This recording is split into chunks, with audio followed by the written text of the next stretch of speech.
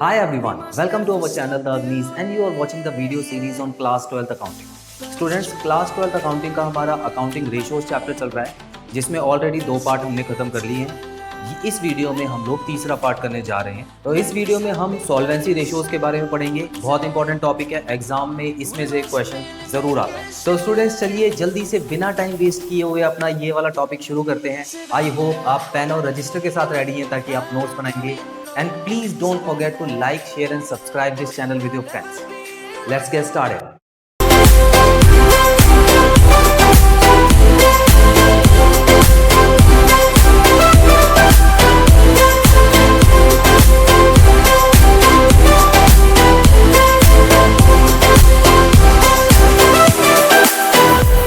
तो स्टूडेंट्स आगे बढ़ने से पहले मैं आपको कुछ इंपॉर्टेंट पॉइंट्स बता देता हूँ सॉल्वेंसी रेशियो से संबंधित। देखते हैं इसमें कौन कौन से पॉइंट्स हैं। सबसे पहले सॉल्वेंसी रेशियोज जो है वो किस काम आती है वो helpful in knowing that business is in the position to fulfil its long term debt. So लंबे समय का जो उधार है, क्या बिजनेस उस उधार को चुकाने के लायक है? क्या कोई investor, share holders, debenture holders business में पैसे लगाए ताकि वो जो लंबे समय का उधार उसने दिया है किसी कंपनी को, वो कंपनी उसको लौटाने में कितनी सक्षम है, ये पता लग जाता है सॉल्वेंसी रेशियोज से। सो स्टूडेंट्स देखिए, जो हमने पहले 2 रेशियोज किए हैं जिसमें हम लोगों ने करंट रेशियो और लिक्विडिटी रेशियो की है, उसमें शॉर्ट टर्म लोन जो कंपनी दे सकती है उसकी रेशियो के बारे में बात की थी। अपना छोटे समय का जो उधार है वो कैसे दे सकते हैं। लेकिन यहाँ पर लॉन्ग टर्म लोन की बात हो रही है, लॉन्ग टर्म डेट की बात हो रही है। तो ध्यान रखिएगा सॉल्वेंसी रेशियो जो है लंबे समय के लिए उधार के लिए होती है। उसके बाद यहाँ पर आप देख सकते हैं सम इंपॉर्टेंट सॉल्वेंसी रेशियोज। 4 तरह की सॉल्वेंसी रेशियोज होती हैं। आप यहाँ पर देख सकते हैं इनके नाम: debt to equity ratio, total asset to debt ratio, proprietary ratio and interest coverage ratio. So students ये सारी रेशियो कहीं ना कहीं आपको यही बताती है कि लंबे समय के लिए अगर किसी कंपनी ने उधार लिया है तो उस उधार को चुकाने के लिए वो कंपनी कितनी सक्षम है। डेट टू इक्विटी, डेट होता है जितना आउटसाइडर लायबिलिटी होती है, जितनी भी बाहर से पैसा उठाया हुआ है कंपनी ने वो डेट होता है। इक्विटी होती है शेयर होल्डर्स का पैसा। दूसरे शब्दों में आप कह सकते हैं कि ये मालिक का पैसा होता है, क्योंकि शेयर होल्डर्स कहीं ना कहीं मालिक ही होते हैं कंपनी के। उसके बाद total asset to debt ratio, तो यहाँ पर आप देख सकते हैं कंपनी के पास जितनी टोटल एसेट है और डेट उसके ऊपर उधार कितना है, तो एसेट से उधार को कंपेयर किया जा रहा है। प्रोप्राइटरी रेशियो में शेयर होल्डर्स फंड आ जाता है। इसमें प्रोप्राइटर भी आपको पता होना चाहिए कि मालिक को ही कहते हैं प्रोप्राइटर, और शेयर होल्डर्स फंड जो है उसको हम लोग डेट से कंपेयर करते हैं। उसी तरह interest coverage ratio, interest coverage ratio का मतलब है कि क्या कंपनी इतने पैसे कमा रही है कि जो इंटरेस्ट है वो भी कवर कर दे। इंटरेस्ट कवरेज रेशियो का मतलब है कि क्या कंपनी इतना पैसा कमा रही है कि वो जो डिबेंचर होल्डर्स का इंटरेस्ट है वो समय पर पे कर पाएगी या नहीं कर पाएगी। लंबे समय के लिए डिबेंचर्स होते हैं, आपको पता है 12 महीने से ज़्यादा के लिए कंपनी डिबेंचर्स लेती है। तो स्टूडेंट्स कहीं ना कहीं ये चारों रेशियोज आपको बता रही हैं कि क्या कंपनी अपने लंबे समय का उधार चुका पाएंगी या नहीं। सो स्टूडेंट्स यहाँ पर ये जानना आपके लिए बहुत ज़रूरी है कि सॉल्वेंसी रेशियोज की जितनी भी रेशियो हैं वो एक बैलेंस शीट के ऊपर डिपेंडेंट होती है। अब मैं आपको एक बैलेंस शीट कराऊंगा जो कि बहुत इंपॉर्टेंट मानी जाती है। उस बैलेंस शीट को कर लेने के बाद आप ये वाली रेशियोज बहुत आसानी से निकाल पाएंगे। तो चलिए बढ़ते हैं बैलेंस शीट की तरफ। स्टूडेंट्स देखिए ये बैलेंस शीट मैंने यहाँ पे एक बना दी है और इसका फॉर्मेट आप ज़रा ध्यान से देख लीजिए क्योंकि बहुत इंपॉर्टेंट है। ये ना सिर्फ इस चैप्टर के लिए बल्कि आने वाले चैप्टर्स के लिए भी इंपॉर्टेंट है। ठीक है, तो यहाँ पे स्टूडेंट्स देखिए यहाँ पे टोटल लायबिलिटी और total asset 2 column balance sheet में होते हैं, ये तो आपको पता ही है। पर टोटल लायबिलिटी में कौन कौन सी चीज़ें आपको लिखनी है, सबसे पहले आता है शेयर होल्डर्स फंड। देखिए मेन हेडिंग जो है इसमें 1 2 3 मैंने पॉइंट्स यहाँ डाले हुए हैं, ध्यान से समझ लीजिए। शेयर होल्डर्स फंड में 2 चीज़ें आती हैं, एक है share capital and reserve and surplus. अब ये शेयर होल्डर्स फंड होता है शेयर होल्डर्स का पैसा, तो आपको पता होना चाहिए कि शेयर कैपिटल भी उनके पास ही जाती है, रिजर्व एंड सरप्लस भी उनके पास ही जाता है। उसके बाद आता है स्टूडेंट्स नॉन करेंट लायबिलिटी। ये ऐसी लायबिलिटी है, ये उधार का पैसा आ गया स्टूडेंट्स, उधार का पैसा। अब ये लंबे समय का उधार है, दो तरह से ले सकते हैं, लॉन्ग टर्म बोरोइंग्स, लंबे समय के लिए आपने उधार लिया हुआ है, लॉन्ग टर्म प्रोविजन मतलब आपने कोई ऐसी गुल्लक बनाई हुई है जो लंबे समय के लिए चलेगी, ठीक है, तो वो लॉन्ग टर्म प्रोविजन में आता है, ये भी हमारी लंबे समय की लायबिलिटी होती है। उसके अलावा आ गई छोटे समय की लायबिलिटी, जिसको हम कहते हैं करंट लायबिलिटीज। तो ये हमारा टोटल लायबिलिटी का कॉलम है। उसके बाद आप देख सकते हैं स्टूडेंट्स, यहाँ पे टोटल एसेट का भी मैंने कॉलम बनाया है। इसमें आपको दिखेगा non current assets. Assets basically दो तरह की होती है, करंट और एक नॉन करंट। तो यहाँ पर आप देख सकते हैं नॉन करंट एसेट्स में फिक्स्ड एसेट है। फिक्स्ड एसेट्स आपको पता ही है, जो भी टेंजिबल और इनटेंजिबल जितनी भी तरह की एसेट्स हैं वो यहाँ पर फिक्स्ड एसेट्स में आ जाएंगी। लंबे समय वाली एसेट्स हैं जो 12 महीने में चेंज नहीं होती। Non current loans and advances, अगर आपने किसी को उधार दिया हुआ है तो वो आपकी एसेट में काउंट होता है, लंबे समय का उधार है तो यहाँ पर आ जाएगा। उसके अलावा नॉन करंट इन्वेस्टमेंट, अगर आपने लंबे समय के लिए कहीं पैसा इन्वेस्ट किया हुआ है तो भी यहाँ पर आ जाएगा, ये भी आपकी एक एसेट होती है।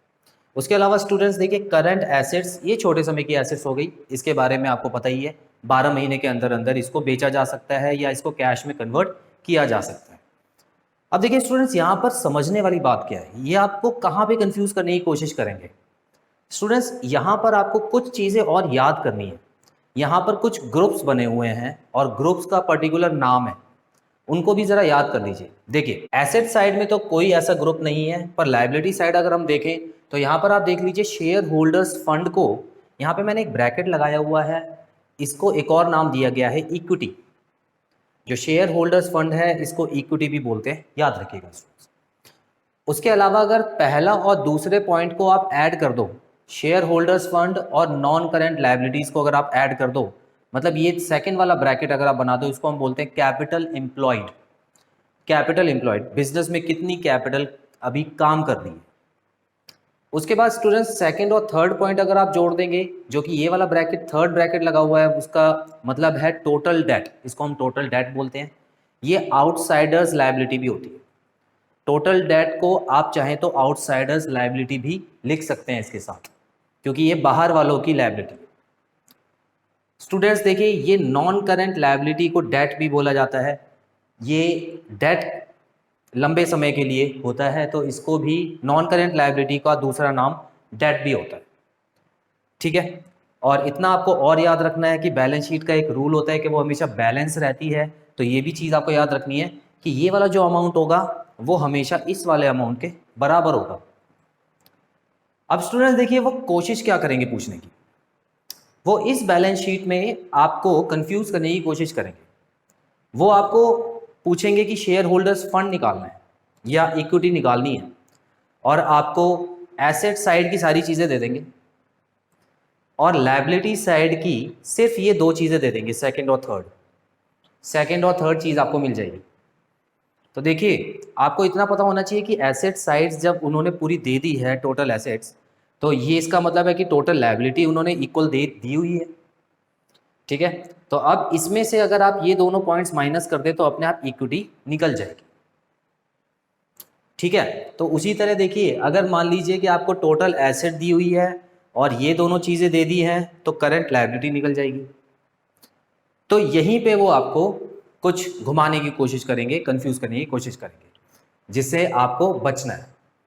तो स्टूडेंट्स देखिए, लायबिलिटी और एसेट के बारे में मैंने आपको बता दिया है अच्छी तरह। अब हम बढ़ते हैं कुछ क्वेश्चन की तरफ और देखते हैं कि कैसे क्वेश्चंस एग्जाम में पूछे जा सकते हैं। स्टूडेंट्स चलिए पहला क्वेश्चन प्रैक्टिस कर लेते हैं और यहाँ पर देख लेते हैं कि आपको क्या क्या गिवन है। यहाँ पर हम देख पा रहे हैं कि हमको क्वेश्चन में डेट टू इक्विटी रेशियो निकालनी है। तो इसका जो फॉर्मूला होता है डेट अपॉन इक्विटी होता है। देखिए इसके नाम में ही इसके फॉर्मूले का मतलब छिपा हुआ है। तो अगर आप यहाँ पे देखें, आपको गिवन क्या क्या है, शेयर कैपिटल गिवन है, जनरल रिजर्व सरप्लस भी गिवन है, और डिबेंचर्स जो कि एक लॉन्ग टर्म लायबिलिटी होती है वो भी आपको गिवन है, लॉन्ग टर्म प्रोविजन भी है और आउटस्टैंडिंग एक्सपेंस भी है। तो देखिए स्टूडेंट्स, यहाँ पर सबसे पहले आपको कुछ चीज़ें पता होनी चाहिए क्वेश्चन में कि कौन सी चीज़ हमको निकालनी है सबसे पहले और कौन सी चीज़ हमको क्वेश्चन में कंफ्यूज करने के लिए दी हुई है। अगर हम यहाँ पे ध्यान से देखें तो स्टूडेंट्स देखिए, share capital, reserve and surplus, पहले के जो 3 पॉइंट हैं इससे हम लोग शेयर होल्डर्स फंड निकाल सकते हैं, क्योंकि देखिए इक्विटी और डेट हमको निकालना है।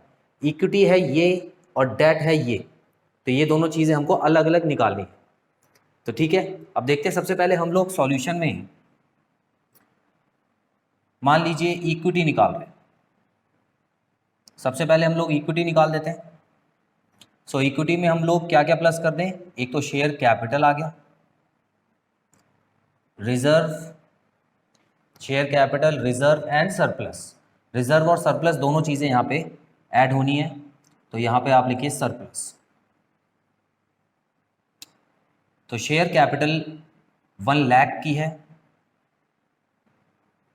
रिजर्व है 45,000 और जो सरप्लस है वो दिया हुआ है 30,000। सो इनको अगर आप ऐड करेंगे तो आप आ जाएंगे 175,000, 1,75,000 की तो इक्विटी आ चुकी है। ठीक है, तो यहाँ पे हम लिख लेते हैं इक्विटी 175,000। आगे बढ़ते हैं, अब हम डेट निकालते हैं स्टूडेंट्स। देखिए डेट, आप इनमें से कुछ भी पहले निकाल सकते हैं, कोई ऐसी प्रॉब्लम नहीं है। ठीक है, अब डेट निकालने के लिए हमको क्या क्या दिया हुआ है, एक तो डिबेंचर्स हैं। ठीक है, देखिए डिबेंचर्स लॉन्ग टर्म बोरोइंग में आता है, याद रखिएगा, लंबे समय के लिए हम लोग उधार लेते हैं, तो ये तो आ गया। उसके अलावा long term provision, long term provision भी यहाँ पे लिखा हुआ है, तो ये भी डेट के अंदर आ चुका है।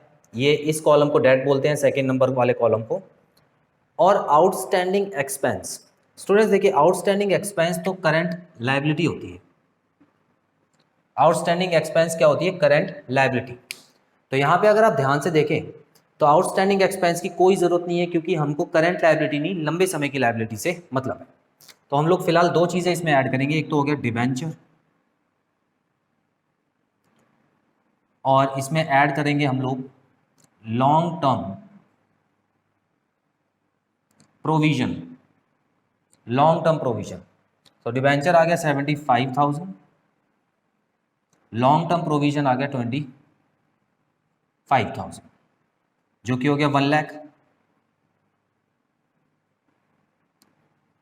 सो आपकी जो डेट आ गया वो आ गया 1 लाख।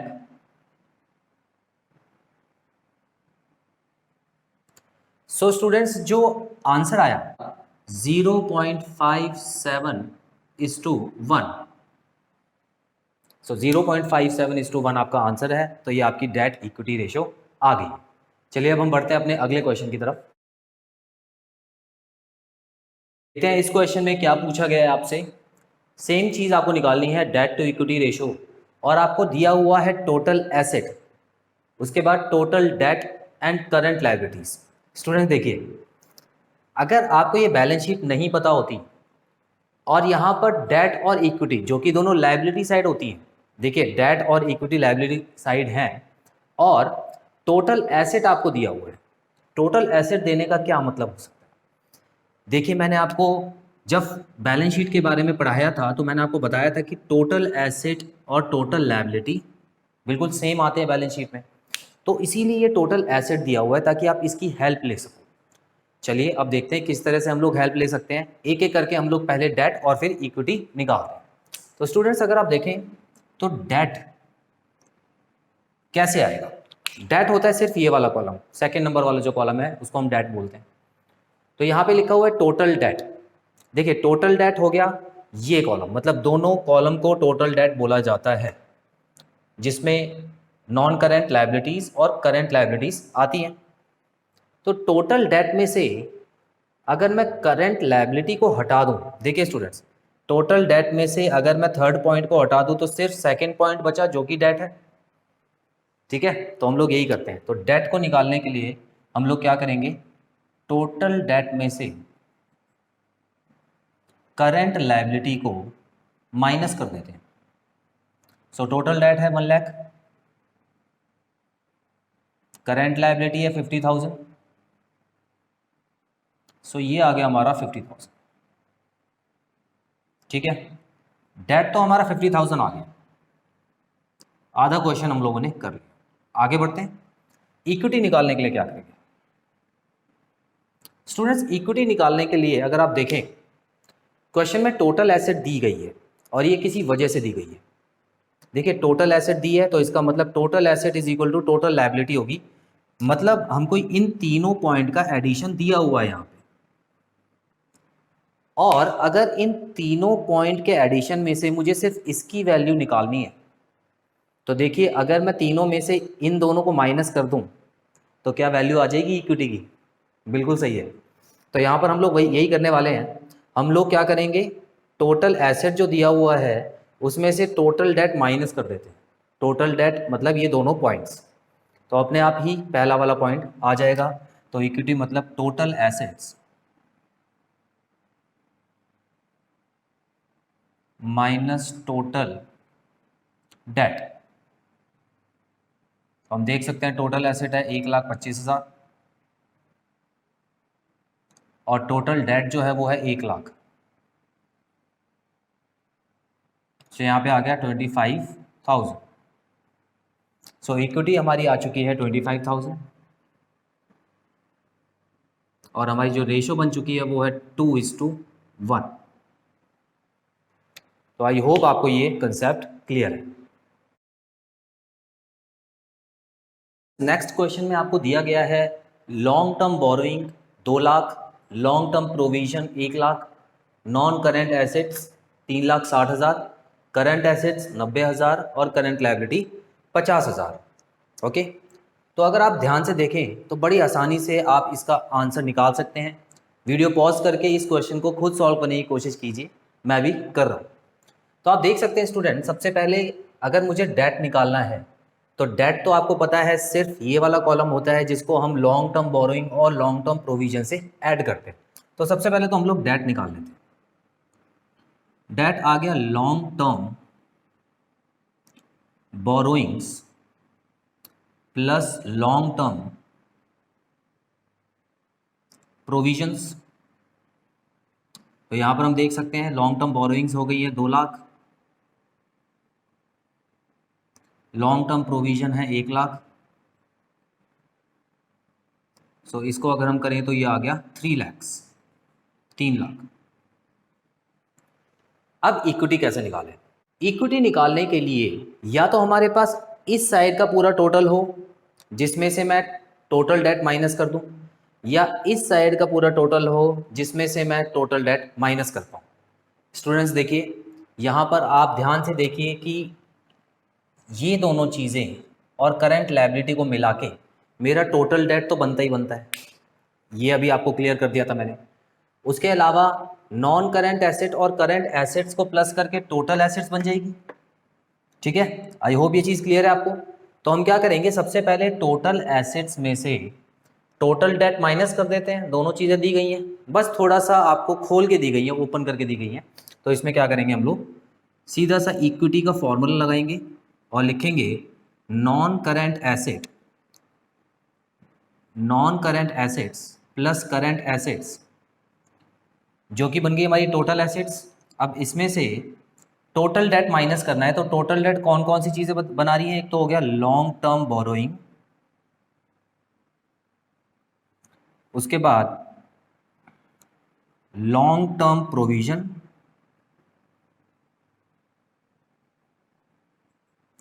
और करंट लायबिलिटीज।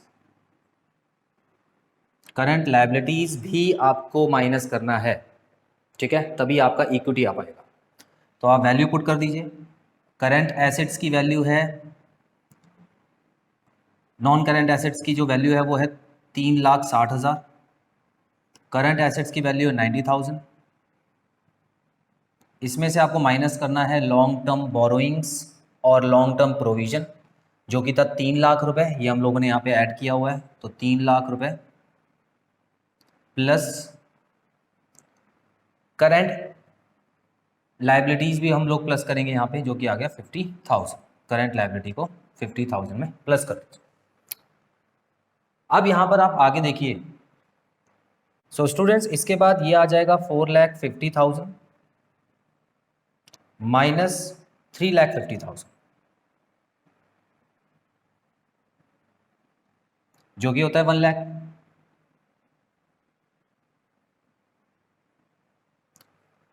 तो आई होप ये चीज़ आपको क्लियर है। देखिए स्टूडेंट्स, डेट आया था हमारा 3,00,000, और इक्विटी आ गया 1 लाख, तो यहाँ पर डेट में लिख देंगे 3 लाख